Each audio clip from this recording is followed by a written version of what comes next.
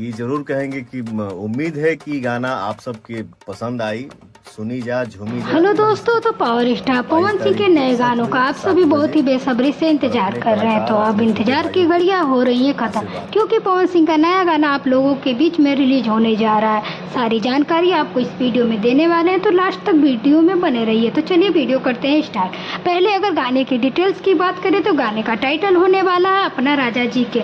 बहुत ही बेहतरीन गाना है दोस्तों। आज से 4 दिन पहले गाने का पोस्टर आउट हुआ था, लेकिन अभी तक इस गाने को रिलीज नहीं किया गया।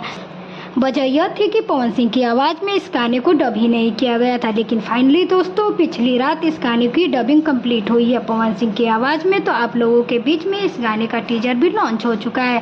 गाने को गाया है पवन सिंह और शिल्पी राज ने। गाने को लिखा है आशुतोष तिवारी ने, म्यूजिक दिया है प्रियांशु सिंह ने। तो यह गाना आप लोगों के बीच में शुभलाम फिल्म्स के यूट्यूब चैनल पर सुनने को मिलेगा। शुभलाम फिल्म्स के यूट्यूब चैनल पर सुनने को मिल जाएगा।